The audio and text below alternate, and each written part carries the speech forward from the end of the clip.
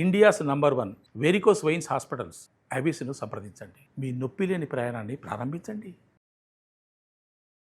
నమస్తే సరస్వతి ప్రదీప్ గారు. నమస్తే అమ్మా. పిల్లల విషయంలో చూసుకుంటే కాస్త అంటే హెల్త్ విషయంలో ముఖ్యంగా చాలా క్వాలిటీ మెయింటైన్ చేస్తున్నాం నిజం చెప్పాలంటే. అవును. మంచి పాలిష్డ్ రైస్ పెట్టడం, మంచి ఆ ఫ్రూట్స్లో కూడా ఆర్గానిక్ ఫ్రూట్స్ తీసుకోవటం, మంచి మిల్క్ ఇంత జాగ్రత్తలు తీసుకుంటున్నా కూడా హెల్త్ ఇష్యూస్ రేజ్ అవుతూనే ఉన్నాయి. అవును.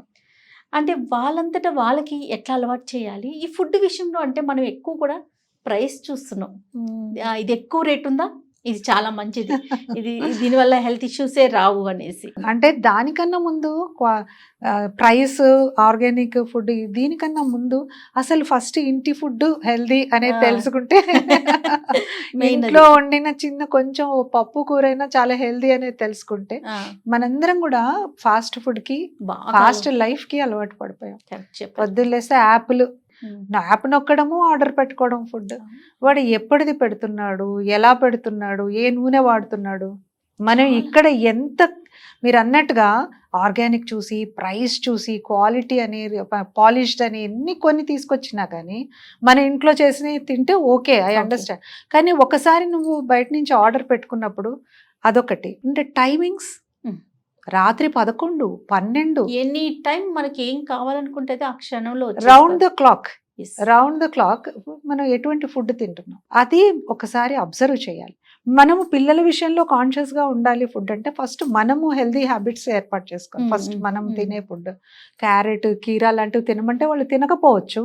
కాకపోతే దాన్ని ఎలా మనము టేస్టీగా చేయాలి, తినేలా చేయాలి అనేది చాలా. ఇప్పుడు మీరు పొద్దున్నేస్తే మొత్తం సోషల్ మీడియాలో హెల్దీ రెసిపీస్, హెల్దీ ఫుడ్, బ్రేక్ఫాస్ట్లు ఎన్నో చూస్తున్నాం, జ్యూస్లు చూస్తున్నాం. ఇంట్లోనే చేసుకోవచ్చు. మా యోగా గురువు గారు చెప్తూ ఉంటారు, మీరు ఇంట్లో మీ వంటింట్లోనే మీ రైట్ హ్యాండ్, లెఫ్ట్ హ్యాండ్ సైడే ఉంటాయి మీకు కావాల్సినవన్నీ, మీరు ఎక్కడి నుంచి తెచ్చుకోక్కర్లేదు అంటారు. అలా మనం ఒక్కసారి అటువంటి వ్యూ పాయింట్తో కనుక ఉంటే పిల్లలకి, వాళ్ళతోనే చిన్నప్పుడు నుంచి అయితే వాళ్ళతో కట్ చేయించటం, వాళ్ళతో పీల్ చేయించటము, వాళ్ళతోనే అరేంజ్ చేయించటము, ఒక సాలడ్ ఎలా అరేంజ్ చేయాలి అనేది వాళ్ళతో చేయించటం, ఇంట్రెస్ట్ క్రియేట్ చేయడం. మరీ చిన్న పిల్లలకి షేప్స్లో పెట్టడము, వాళ్ళకి హెల్దీ ఫుడ్ అక్కడి నుంచి అలవాటు చేయొచ్చు. బాక్స్లో కూడా అలాంటివి పెట్టడము, ఇలాంటివి. నేనేమంటున్నా అంటే మనము ప్రైస్ ఎక్కువ, క్వాలిటీ ఎక్కువ, ఆర్గానిక్ ఫుడ్ అని మనం కాన్షియస్గా కొంటున్నాం, పెడుతున్నాం. అయినా ఎందుకు వస్తున్నాయంటే ఇప్పుడు ఉన్న గాలి, వాతావరణము, పొల్యూషన్, ఇమ్యూనిటీ తగ్గిపోయింది. అది మనకి పెద్దవాళ్ళలో తగ్గిపోయింది, పిల్లల్లో తగ్గిపోయింది. నేనేం చెప్తున్నానంటే కొంచెం ఈ బయట ఫుడ్ తగ్గించుకుంటే చాలు. ఇంటి పట్టున తినేదేదో 4 ముద్దలు ఇంటి పట్టున తిని బయటివి తగ్గించుకుంటే బయట ఫుడ్ ఆరోగ్యం మెరుగుపడుతుందేమో అనిపిస్తుంది. ఎక్కువ బయట ఫుడ్ తింటున్నారు కదా. అంటే మీరు అన్నట్టు చాలా యాక్సెస్ వచ్చేసిందండి. విత్ ఇన్ మినిట్స్ లో మనకి డెలివరీ అయిపోతుంది. నెంబర్ ఆఫ్ ఆప్షన్స్ కనిపిస్తా ఉన్నాయి. ప్లస్ ఇంట్లో అంత అవైలబిలిటీ లేకపోవటం ఒకటి. ఎందుకంటే అమ్మ కూడా బిజీ అయిపోతుంది, తన పరుగులు, తన ఉరుకులు తనకి కనిపిస్తుంది. దాంతో పిల్లలు నెక్స్ట్ ఆప్షన్ చూసుకుంటున్నారేమో అనిపిస్తుంది. మనమే చెప్తాం కదా, ఈ పూటకి నువ్వు యాప్ పెట్టేసుకో, ఫుడ్ ఆర్డర్ పెట్టేసుకో, నేను వచ్చేప్పటికి లేట్ అవుతుంది, ఈ పూటకి నువ్వు ఆర్డర్ పెట్టేసుకో అని మనమే చెప్తున్నాం కదా. సో అక్కడ కూడా హెల్దీ జంక్షన్స్, కొన్ని హెల్దీ ఫుడ్ ఉండేవి ఉన్నాయి అందులో కూడా యాప్ లో. కానీ మన ఇంట్లో ఇంత కాన్షియస్ గా ఒక క్వాలిటీ ఆయిల్ యూజ్ చేస్తున్నాం, ఒక క్వాలిటీ ఒక పిండి యూజ్ చేస్తున్నాం. వాళ్ళు ఏం యూజ్ చేస్తున్నాం మనకేం తెలుస్తుంది. అవును, అక్కడ వస్తుంది ప్రాబ్లం. హెల్త్ కు మాత్రం అక్కడే కొడుతుంది. ఓకే. అయితే చిన్నప్పటి నుంచి మనము పిల్లల్ని స్కూల్కి పంపించిన దగ్గర నుంచి నువ్వు బాగా చదువుకోవాలి, చక్కగా మాట్లాడాలి, టీచర్లతో బాగుండాలి, స్టూడెంట్స్తో బాగుండాలి, వీటిని ఎంకరేజ్ చేసినట్టుగా హెల్దీగా ఉండాలి, హెల్దీ ఫుడ్ తినాలి, స్పోర్ట్స్ మీద లేకపోతే యోగా, ఫిజికల్ ఎక్సర్సైజ్ మీద ఎంతవరకు వాళ్ళని మళ్ళిస్తున్నాము? అవేర్నెస్ ఎంతవరకు క్రియేట్ తక్కువ అండి. అసలు కొన్ని స్కూల్స్ లో ప్లే గ్రౌండే లేదు. చాలా ఫ్రాంక్ గా చెప్పాలంటే 100% లేదు. సో కనీసం మనము అది we should make it a point that వాళ్ళని కనీసం మనం ఈవినింగ్ వాక్ కి తీసుకెళ్ళటమో, మన ఇంటి పక్కన ఉన్న ప్లే గ్రౌండ్ కి తీసుకెళ్ళటమో, పార్క్ కి తీసుకెళ్ళటమో మనం పెట్టుకోవాల్సిందే ఖచ్చితంగా. ఎందుకంటే స్కూల్లో ఇది లేదు కాబట్టి. లేదు స్కూల్లో ఉందంటే వెల్ అండ్ గుడ్, వాళ్ళని ఎంకరేజ్ చేయాలండి. వాళ్ళు ఎంతసేపు ఆనిముత్యాలు చక్కగా చదువుకుంటారు, చాలా మంచి మార్కులు తెచ్చుకుంటారు, కానీ హెల్త్ విషయంలో చాలా వీక్ ఉంటారు. ఆ అవేర్నెస్ కనిపించదు మనకి. వాళ్ళకి 2 మెట్లు ల్యాడర్ 2 మెట్లు ఎక్కాలంటే భయం. అవును. అలవాటు చేయాలి. ఇప్పుడు వాళ్ళు క్లైంబింగ్ కానీ ఇప్పుడు ఇవన్నీ ఆడించటం కానీ వాళ్ళని కొంచెం పరిగెత్తే ఆటలు ఇవన్నీ చేస్తే ఒకటి మీరు అన్నట్టు ఫిజికల్ ఎక్సర్సైజ్, వాళ్ళలో కాన్ఫిడెన్స్ బూస్ట్ అవుతుంది, భయం తగ్గుతుంది, వాళ్ళకి ఒక నేచర్తోని ఫ్రెండ్షిప్ వస్తుంది, పక్క వాళ్ళతో మాట్లాడడం, పక్కన పిల్లలతోని చూడటం, ఇటు ఓ చెట్టు చూస్తారు, ఒక రాయి చూస్తారు, ఓ పువ్వు చూస్తారు. అసలు ఎక్కడ చూస్తున్నారండి, కూర్చుని టీవీనే గంటల తరబడి చూస్తారు, లేదా హోంవర్క్ చేసుకుంటారు, మళ్ళీ టీవీ చూసుకుంటూ ఫుడ్ తింటారు, నిద్రపోతారు. అవును, వీలైతే నిద్రపోయే ముందర కూడా ఒకసారి మొబైల్ చూసుకుంటారు 100% కదా. సో కొంచెం మనకు కొన్ని టైం ఇవి పెట్టుకున్నాను అనుకో, ఈ గంట నువ్వు బయట ఆడుకుని వస్తే, ఈ గంట నువ్వు హోంవర్క్ చేసుకుంటే, ఈ గంట టీవీ చూస్తావని ముందే మనం వాళ్ళకి చాట్ వేసి ఇచ్చేస్తే ఇదంతా కూడా ఒక్కరోజు అవ్వదండి, చిన్నప్పటి నుంచే కాన్షియస్గా. ఇప్పుడు ఆల్రెడీ ఒక స్టేజ్ దాటిపోయిన పిల్లలకి అంటే ఈ ఏజ్ లో ఎలా వాళ్ళని మళ్ళీ మనము చెయ్యాలనేది అదొక ప్రాసెస్ అనుకో. చిన్నప్పటి నుంచి ఇప్పుడు పేరెంట్స్, కొత్త పేరెంట్స్ వాళ్ళకైతే ఈ టిప్స్ బాగా ఉపయోగపడతాయి. మొదటి నుంచి వాళ్ళకి ఎలా అలవాటు చేయాలి ఏంటి, ఇప్పుడు చాలా కాన్షియస్ అయిపోయారండి, మదర్స్ కూడా చాలా కాన్షియస్ అయిపోయారు. ఇప్పుడు నేను కూర్చొని చెప్పాల్సిన అవసరం లేదు నిజం చెప్పాలంటే. చాలా మందికి మంచి అవగాహన ఉంది మదర్స్ కూడా. ఆల్రెడీ ప్రపంచము భయపడిపోతుంది కదా, ఇట్లా అయిపోతుంది. చిన్నప్పటి నుంచే స్పెట్స్, చిన్నప్పటి నుంచే వీళ్ళకి మైగ్రేన్లు, చిన్నప్పటి నుంచే యాంగ్జైటీలు, ట్రామాలు, స్ట్రెస్లు. ఏంటండి చిన్న చిన్న పిల్లలే థెరపిస్ట్ల అవసరం ఎంత పెరిగిపోయింది మనకి, ముఖ్యంగా మన కల్చర్ లో పెరిగిపోయింది కదా. దానికి ఇప్పుడు పిల్లలు, ఇప్పుడు మదర్స్, యంగ్ మదర్స్ ఇప్పుడు కాన్షియస్ అయిపోయారు. యంగ్ మదర్స్, మా అమ్మాయి లాంటి వాళ్ళందరూ కాన్షియస్ అయిపోయి వాళ్ళందరూ ఈ పిల్లల్ని వీళ్ళకి సాఫ్ట్ గా మొబైల్స్ లేకుండా ఒక పాటరీ అని ఇదని అదని డిప్రెషన్ అనే పదమే తెలియదు. అలాంటిది ఇప్పుడు చిన్న పిల్లల్ని కదపండి, ఏంటి మా అలా ఉన్నావు అంటే, నేను డిప్రెషన్ లో ఉన్నాను చాలా స్టైల్ గా చెప్తాను, నాకు బోర్ కొడుతుంది డిప్రెషన్. డైవర్స్ అనేది ఉంది అసలు మన దాంట్లో, డిక్షనరీలో లేదు కదా. అన్నీ మనం తెచ్చుకున్నవే. ఇప్పుడు కూడా కొంచెం కాన్షియస్ గా 90% మదర్స్ కాన్షియస్ గా ఉన్నారు. I appreciate every mother for that. ఎందుకంటే చిన్నప్పటి నుంచే వీళ్ళు యోగా చేస్తున్నారు, వాళ్ళతో చేయిస్తున్నారు, కొంచెం డైవర్ట్ చేసి DIY అంటున్నారు, వాళ్ళతోని మొబైల్ లేకుండా పాటరీ అంటున్నారు, సమ్మర్ క్యాంప్స్ అని ఇవన్నీ బాగా చేస్తున్నారు. ఇప్పుడు కొంచెము మనం గనక కాన్షియస్ గా ఉంటే young generation will be very strong, చాలా స్ట్రాంగ్ అయిపోతారు. సో అంటే వాళ్ళ మార్కులు, వాళ్ళ కెరీర్ తో పాటు హెల్త్ అనేది చాలా ఇంపార్టెంట్ కదా. దాంతో పాటు పర్సనాలిటీ 200%. ఇంకా దానికి అసలు తిరిగే లేదు. Personality first important. ఏంటి అంటే పర్సనాలిటీ అనే చెప్పాలి. ఇప్పుడు ఇంజనీరింగ్ కాలేజ్ నుంచి పాస్ అవుట్ అవుతారమ్మా, 90%, 95% తోనే వస్తారు.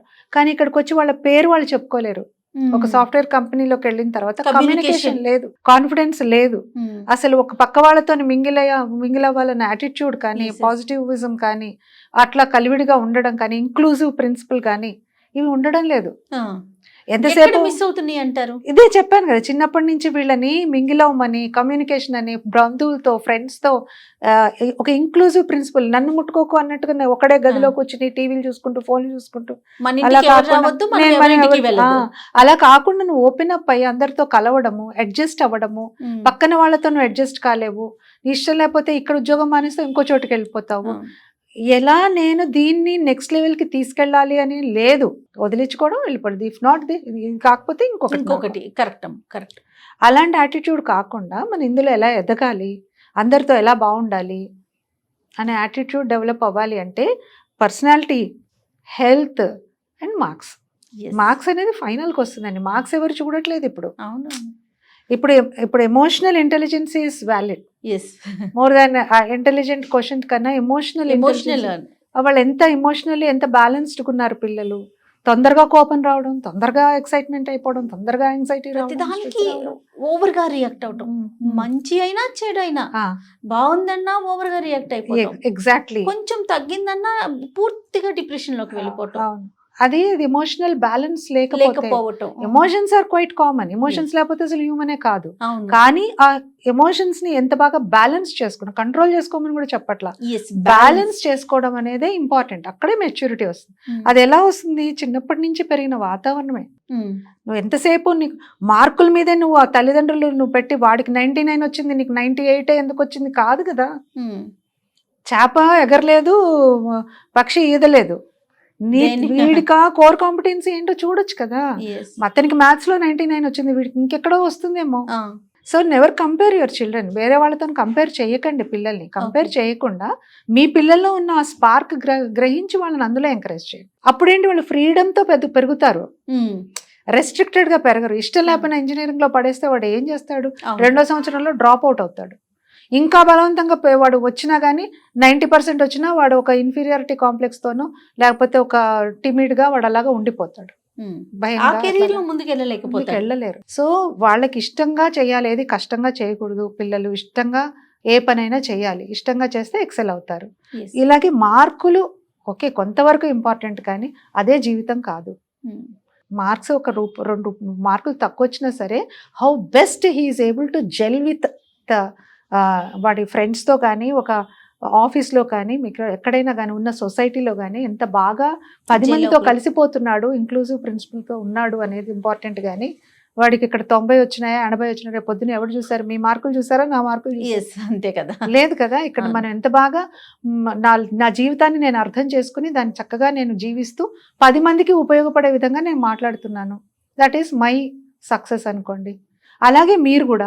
సో అలాగే ప్రతి వాళ్ళకి ఒక కోర్ కాంపిటెన్సీ ఉంటుంది కదా, అందులో వాడు ఎక్సెల్ అయ్యాడా లేదా అనేది ఇంపార్టెంట్. కానీ ప్రెషర్ పెట్టేసి ప్రెషర్ కుక్కర్లలో వాళ్ళని చదివిచ్చేసి వాళ్ళని మార్కులు వచ్చే యంత్రంలాగా చేసి ఎందుకు పనికిరాని వాళ్ళగా చేయొద్దు దయచేసి. టాపర్స్ అవ్వచ్చు, నేను ఇందా చెప్పానా, టాపర్ అయినంత మాత్రాన ఉపయోగం లేదు. అక్కడ నిలిచిపోవడం ఇంపార్టెంట్. సక్సెస్ అనేది ఇంపార్టెంట్ కాదు, ఆ సక్సెస్ ని కాంక్రీట్ చేసుకోవడం ఇంపార్టెంట్. ఆ సక్సెస్ ని ఎంత కాంక్రీట్, అక్కడి నుంచి పడకూడదు. ఎందుకు పడాలి? ఇవాళకి కూడా అబ్దుల్ కలాం గారు అలాగే ఉన్నారు, ఇవాళకి స్వామి వివేకానంద అలాగే. కొంతమంది పేర్లు ఎందుకు చెప్తున్నాం? అవును అవును, ఎంతో మంది సక్సెస్ అవుతున్నారు, కానీ మీరు చెప్పినట్టుగా కొన్ని మనం చెప్తున్నాం కదా. సో అంత కాంక్రీట్ సక్సెస్ నువ్వు చేసుకోవాలి అంటే దాన్ని స్ట్రాంగ్ గా నువ్వు బిల్డ్ చేసుకో, జర్నీ అంత స్ట్రాంగ్ గా నువ్వు ఫౌండేషన్ వేసుకోమని చెప్తున్నా. ఒక్క కాన్సన్ట్రేషన్ ఒక్కదాని మీద కాదు, overall development of a child is very important. Right. అబ్బాయి అమ్మాయి చక్కగా పెరిగి పెద్ద ఒక ఎక్సలెంట్ ఇండివిజువల్ అవ్వాలి అంటే వాళ్ళ ఓవరాల్ డెవలప్మెంట్ అనేది important. Thank you so much. Thank you. నమస్తే.